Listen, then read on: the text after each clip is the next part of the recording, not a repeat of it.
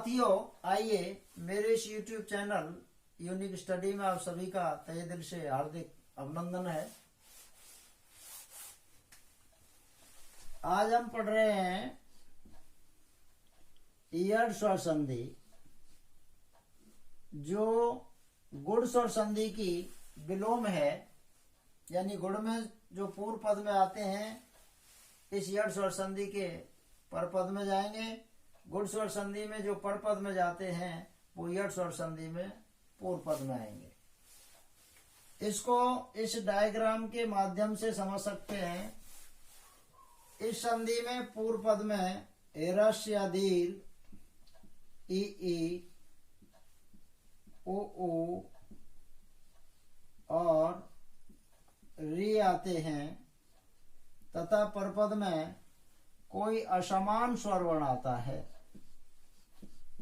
असमान स्वर का मतलब है इन पांचों स्वर वर्णों में से नहीं होना चाहिए।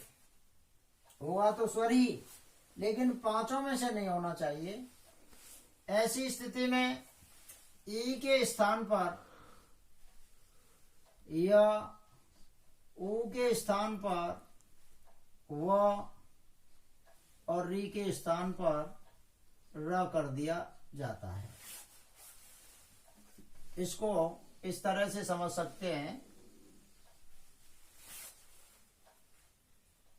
जैसे हम एग्जाम्पल लेते हैं।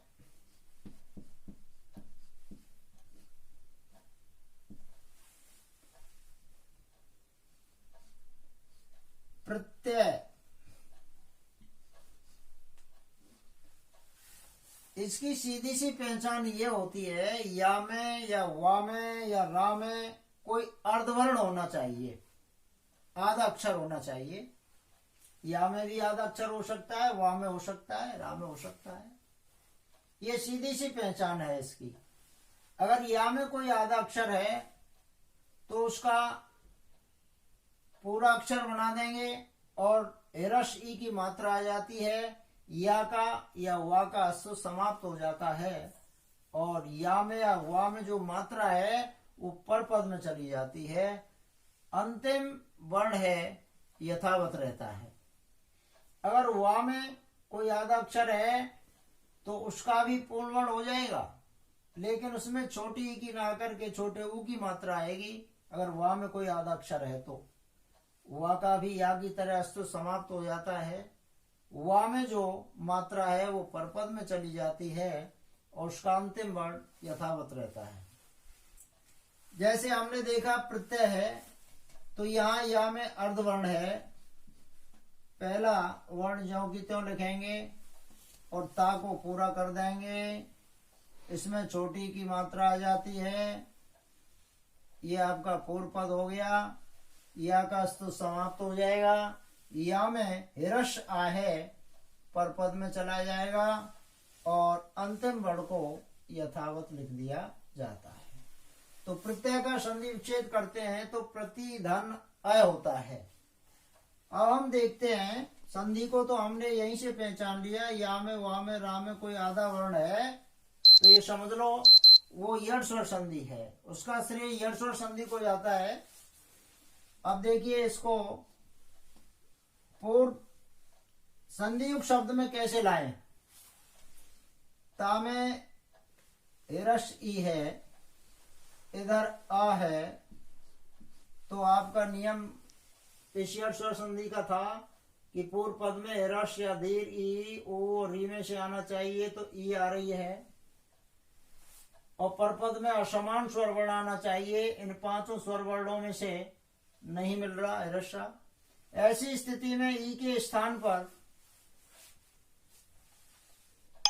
क्या कर देंगे, ई के स्थान पर हमें या करना पड़ेगा। ई के स्थान पर या करना पड़ेगा।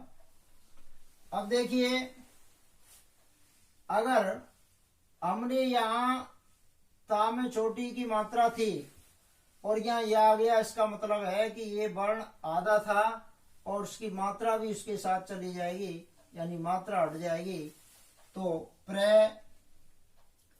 ये हमने प्र लिया और ये आधा ता था। तो ऐसी स्थिति में ई के स्थान पर या हो जाएगा और आध इसका ता का अर्धता हो जाएगा और ये अर्धता इसमें चला जाएगा। तो ये आपका संधि विच्छेद इसी में आ जाएगा। और उदाहरण देखते हैं हम, जैसे अन्वेषण।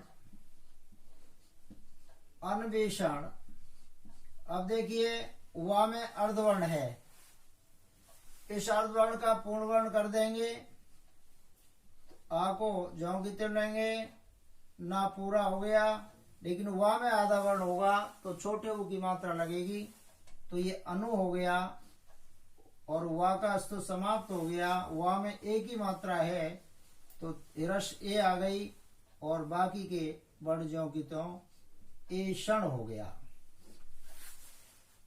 अब आपको देखना है, इसमें ओ है और यहाँ आपका ए है, तो आपके यठ स्वर संधि के नियम अनुसार आपका ओ आ रहा है और पर पद में असमान स्वर वर्ण है, इनमें से कोई वर्ण नहीं है, ये इनसे अलग वर्ण है। ऐसी स्थिति में हमें क्या करना पड़ेगा, ऊ के स्थान पर वा करना पड़ेगा। अब हमें इसी रूप में लाना है तो ये मात्रा हट जाएगी, ये हमने लिया, ये हट जाएगी। अब देखिए अगर उसी रूप में लाना है तो ये अर्धना हो जाएगा, तो अन हो गया और वा में, सॉरी इसको नहीं हटाते हैं, पूर्व पद वाला ही हटाते हैं, तो ये आपका अन्वेषण शब्द हो जाएगा। आप चाहें तो इस वीडियो का स्क्रीनशॉट ले सकते हैं।